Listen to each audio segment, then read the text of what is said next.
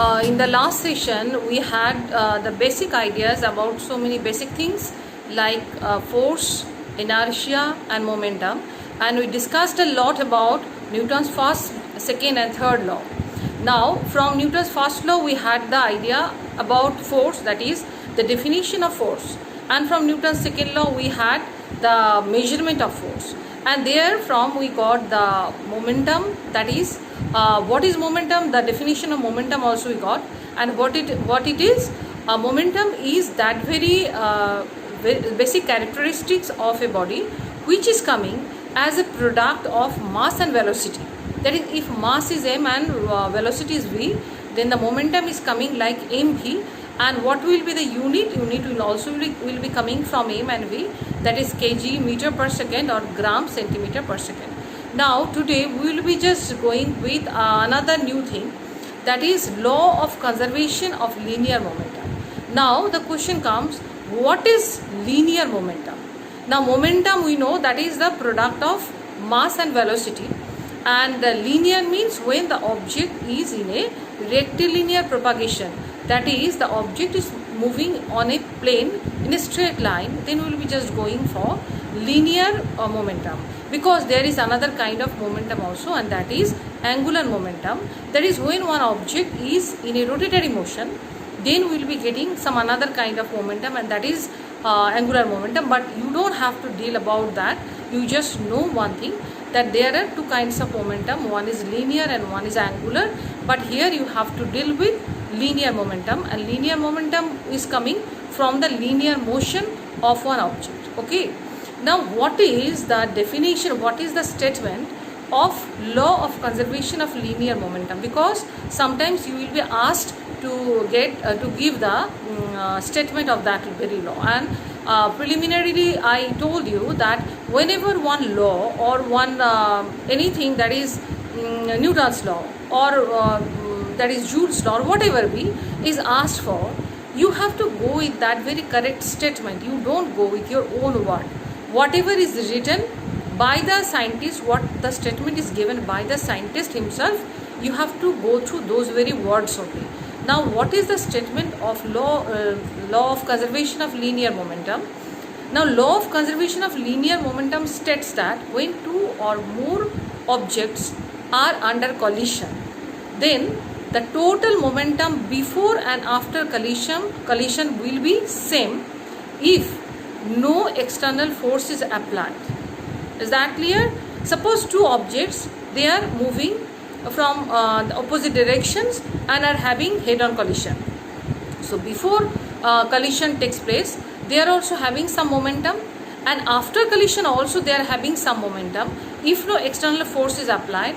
So what will be the that is the outcome of the statement, that if we are summing up the total momentum before collision and if we are just summing up the total momentum after collision, both will be same. We will have to go for the derivation of that very statement, that is we have to derive the law of conservation of linear momentum. But before that, we should be very clear with some of the things. That is, we discussed earlier that what is a scalar and what is a vector quantity. Scalars are those very quantity when to describe, when to just use that very quantity, use those very units, we don't have to bother about the direction of that very quantity. But vector is that very quantity when we are using that, we have to be very clear with the direction, and we have to always just mention the direction of that very vector quantity. And we discussed earlier that force is a vector quantity, as because we know that whenever we are just giving a force, if we are not giving the proper direction of that very force, then we cannot imply that force on a specific body with good result. So to define force, we always have to give the direction. So in that way, momentum also is a vector quantity, because momentum is coming as a product of mass and velocity is a vector quantity, so momentum is also a vector quantity.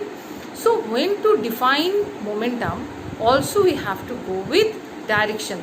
And if one object is moving from east to west, to get very clearly, if one object is moving from east to west, and if we are considering the velocity is positive from east to west. We are considering that way.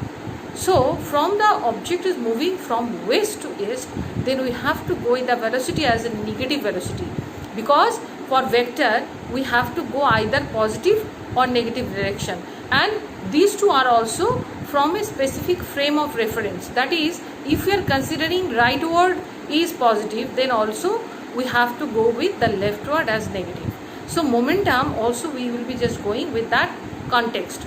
Now I'm just giving you a very simple question and you try to solve it. Okay, now suppose I'm throwing one ball to the wall and the ball is hitting the wall in a straight path.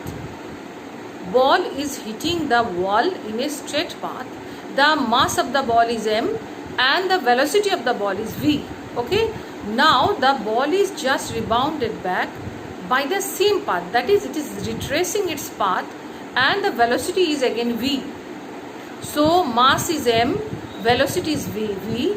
It is striking the wall, and after just having the bounce, it is retracing its path and with the same velocity. Suppose the velocity is not lost.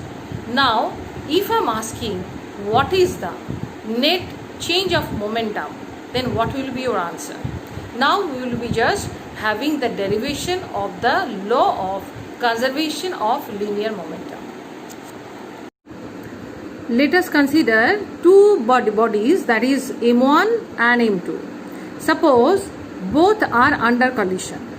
Initially M1 was moving with velocity u1 and M2 was moving with velocity u2. Now after collision, obviously the velocity will not be same, so the velocity is changed. Velocity is changed to v1 from u1 for mass m1, and the velocity for m2 has been changed from u2 to v2. So initial velocity u1, final velocity v1, initial velocity u2, final velocity v2. Now if I am asking what is the change of momentum for the fast body, simply we can write m1 v1 minus m1 u1, because this is the final momentum and this is the initial momentum. So what will be coming for the second body? That is, if initial momentum is m2 u2 and final momentum is m2 v2, so the total change of momentum is m2 v2 minus m2 u2. And one more thing that also we have to tell, that collision took place for t seconds.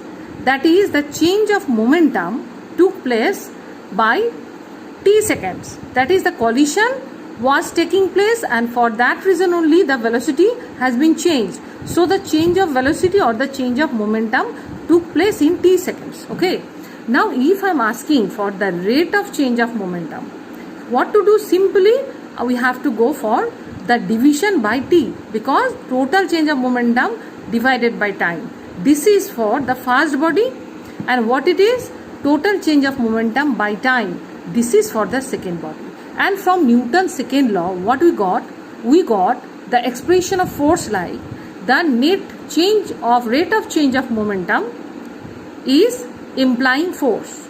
Force is represented by the rate of change of momentum. So we can very easily say that this is the force applied on the first body F1, because that is applied by the second body, and that is why the fast body has been changed by its velocity from u1 to v1.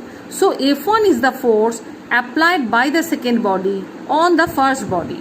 So here also the rate of change of momentum t is same, because the collision took place for both the objects. Now t is same, so the rate of change of momentum is coming like m2 v2 minus m2 u2 divided by t. So now what it is? It is also implying the force. Now we can express this by F2, and this force is applied by the fast body on the second body.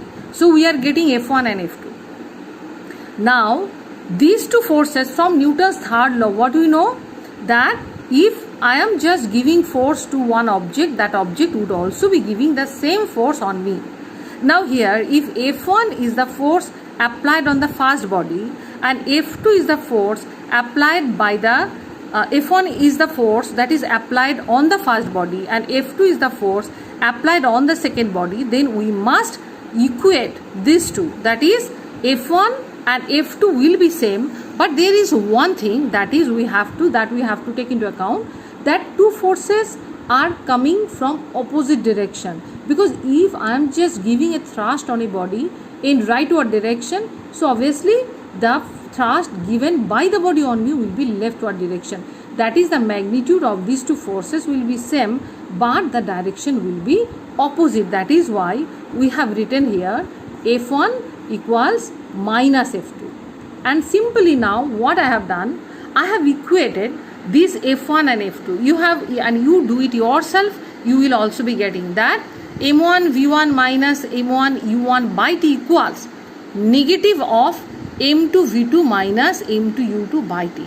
So T would be cancelled from both the sides, and if we are just having, that is the calculation, and if we are taking M1 part in the right hand side and M2 part in the left hand side, we will be just getting the final momentum equal to initial momentum. That is, M1 U1 plus M2 U2 equals M1 V1 plus M2 V2. So you do it yourself.